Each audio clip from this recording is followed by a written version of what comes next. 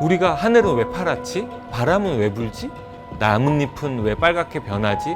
그 궁금증을 지속적으로 가지고 있어야 되는 게 저는 이 자연과학 분야를 가려는 학생들의 꼭 필요한 덕목이라고 생각을 합니다.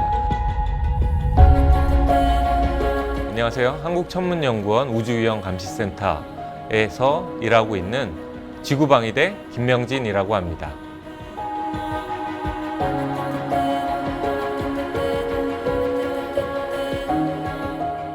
한국천문연구원은 정부로부터 2015년도에 우주환경감시기관이라고 지정을 받았습니다. 실제로 우주환경감시기관은 우리 지구 주변의 우주환경에서 일어나는 특별히 우주 물체들을 이제 잘 감시하고 또 국민들한테 그러한 정보들을 알려주는 곳인데요. 제가 소속된 우주위험감시센터는 그 지구 주변 우주 환경으로부터 지구를 위협하는 그런 천체들 또 인공위성들을 잘 감시하는 그런 부서입니다. 지구 주변에 있는 우주 물체는 크게 두 가지로 나눌 수 있습니다. 자연적으로 만들어진 자연 우주 물체, 또 인류가 우주 개발을 통해서 쏘아 올린 인공위성이나 로켓, 그리고 그들이 사고로 인해서 충돌된 그런 우주 잔해물, 우리가 우주 쓰레기라고 부르는 것들인데요. 이런 것들은 인공우주 물체라고 이야기를 합니다. 자연 우주 물체. 사실 이들은 우리가 의도하지도 않았고 원래 태양계 내에서 그들의 각각의 고유, 궤도 운동을 하고 있는 그런 천체들인데요. 대표적으로 소행성, 그리고 해성. 소행성보다 크기는 작지만 가끔씩 지구에 충돌해서 유성, 별똥별과 또 운석을 일으키는 바로 유성체라고 하는 그 크게 세 가지로 나눌 수 있습니다. 일단 소행성은 이 지구 근처 공간에 지금까지 알려진 소행성이 한 32,000개 정도 알려져 있고요. 우리는 크기가 크면서 지구의 공전 궤도와 교차하는 그런 소행성을 특별히 잠재적으로 위험이 있는 소행성, 지구 위협 소행성이라고 따로 분류를 하고 있습니다. 그 개수는 지금까지 한 2,300여 개 정도 됩니다. 지금까지 인류가 쏘아올린 인공위성이 약 57,000개 정도 되고요. 지금 현재 지구 주변을 돌고 있는 인공위성은 한 3만 개, 28,000여 개 정도 됩니다. 그 말은 한 2만여 개는 이미 지구로 떨어졌다는 이야기죠. 그리고 우주 쓰레기라고 하는 것들은 또 한 2만여 개 정도가 있습니다. 아주 작은 크기라 하더라도 우주 공간상에서는 굉장히 빠른 속도로 움직이고 있기 때문에 우주 영역 활동을 하는 우주인이라던가 아니면 우주정거장 같은 그런 인공위성에 굉장히 큰 피해를 일으키기도 합니다.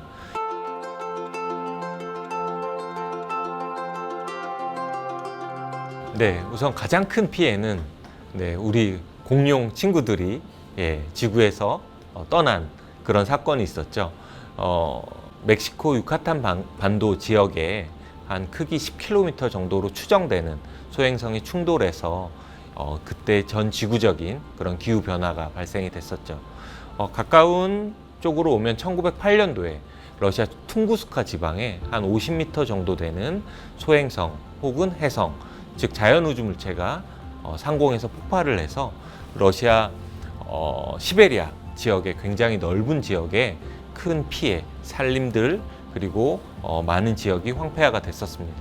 최근에는 2013년 2월 15일 러시아 첼리아빈스크 지역에 크기 17m 정도로 추정되는 소행성이 공중에 폭발하는 사건이 있었습니다.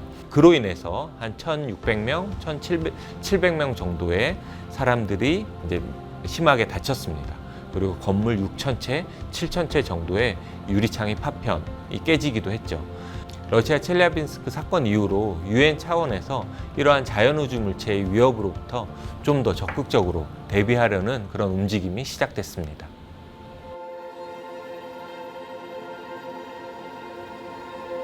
우주물체 감시를 위해서 가장 첫 번째로 필요한 기술은 이제 감지입니다. 그러니까 찾는 거죠. 우주물체를 찾기 위해서 그리고 감시하기 위해서 사용되는 감시 장비는 바로 망원경입니다. 망원경은 이제 전파 망원경, 광학망원경, 적외선망원경 이렇게 우리가 일반적으로 천문학에서 사용하는 망원경을 실제로 우주 물체를 찾는 데 활용을 하고 있고요. 저희 연구소, 저희 부서에서는 지금 보유하고 있는 광학 감시 망원경으로 우주 물체를 찾고 추적하고 있습니다. 그 다음에 이제 추적하게 되는데요. 추적하기 위해서는 작은 크기라도 계속 정밀하게 그 궤도를 이어서 연속으로 관측을 해야 합니다. 그러기 위해서는 하나의 관측소에서 그 대상을 보면은 그 하나의 관측소는 밤의 길이가 정해져 있고요. 또 우주 물체들은 굉장히 빠른 속도로 이동하기 때문에 볼 수 있는 밤하늘의 영역이 제한되어 있습니다.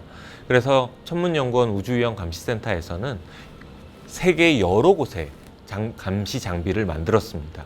즉 우리나라에서 관측을 하다가 이어서 몽골, 그리고 이스라엘, 모로코, 미국 이렇게 연속적으로 24시간 관측 네트워크를 만들어서 해당 우주 물체를 계속 추적할 수 있는 그런 감시 장비를 운영하고 있습니다.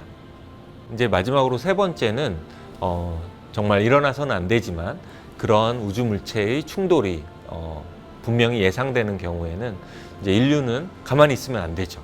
공룡이 멸종했을 때는 천문학자가 없었는데 지금은 있잖아요. 그래서 적극적으로 대응을 하려고 하고 있습니다. 먼저는 작년에 나사의 다트 미션처럼 실제로 운동역학적인 충돌을 통해서 소행성의 궤도를 변경시키려는 실험을 하고 있고요. 또한 인공우주 물체처럼 우리나라 자산, 우리 자국 위성에 다가오는 우주 쓰레기가 있을 경우에는 이제 회피 기동을 통해서 인공위성의 궤도를 잠시 수정하는 그러한 적극적인 대응을 하고 있습니다.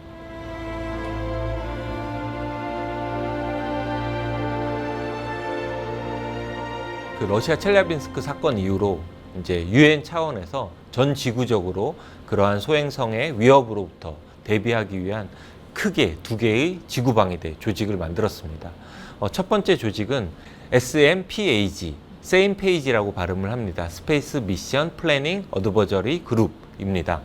지구에 위협이 되는 작은 크기의 나라에 큰 위협이 되는 한 50m 정도 되는 소행성에 지구 충돌 확률이 확실시 되는 경우에는 각국의 우주청들의 모든 우주 자산을 모읍니다.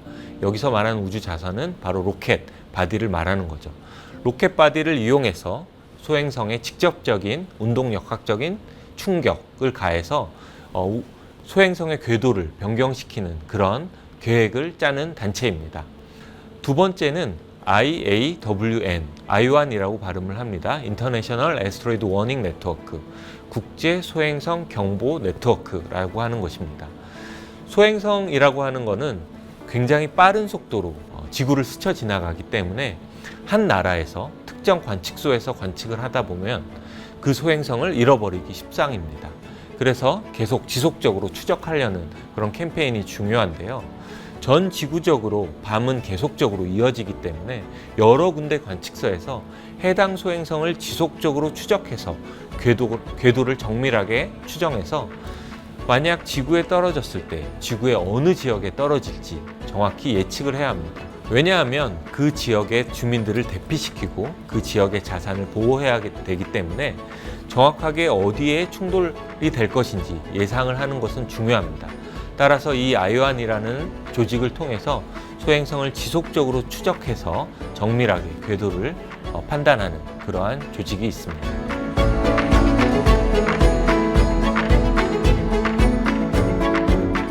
천문우주학은 사실 이제 자연과학의 영역입니다. 자연과학은 일단 우리가 자연 현상을 이해하려는 그런 호기심의 영역이 굉장히 중요합니다. 초등학교 때 다 읽잖아요. 우리가 가장 많이 읽는 과학 만화책 Y, 그쵸? 그 Y의 마음을 회복해야 돼요. 우리가 하늘은 왜 파랗지? 바람은 왜 불지? 가을 되면 낙엽은 왜 생기고 나뭇잎은 왜 빨갛게 변하지? 그 궁금증을 지속적으로 가지고 있어야 되는 게 저는 이 자연과학 분야를 가려는 학생들의 꼭 필요한 덕목이라고 생각을 합니다. 그리고 그 호기심은 계속 발전돼 나가야 되는 거예요. 하나를 가르쳐주면 둘을 아는 친구들이 있듯이 내가 하나를 알면 두 가지의 의문이 생겨야 된다는 거예요. 그러니까 지속적으로 호기심을 가져야 되는데 그것은 누가 시켜서 혹은 숙제여야지 시험에 나와서가 아니라 셀프 모티베이션, 자발적인 동기부여가 일어나야 된다는 거예요. 그렇게 하기 위해서 가장 중요한 거는 열린 마음인 것 같아요. 일단 마음이 닫혀 있거나 귀가 닫혀 있으면 그런 호기심의 성장에 제한을 둘 수밖에 없더라고요. 근데 열린 마음과 열린 귀, 다른 사람의 의견을 듣고 혹은 내 스스로의 질문에 대해서 계속적으로 대답하려는 그런 마음을 가지면 우리가 호기심이 점점 늘어나고 또 셀프 모티베이션이 지속적으로 생겨서 본인을 성장시키고 또 그것이 학문적인 호기심으로 연결이 된다면 네, 대학원 진학도 고려하게 되고 석사, 박사 전문적인 분야로 이렇게 이끌 수 있는 그런 원동력이 되지 않을까 싶습니다.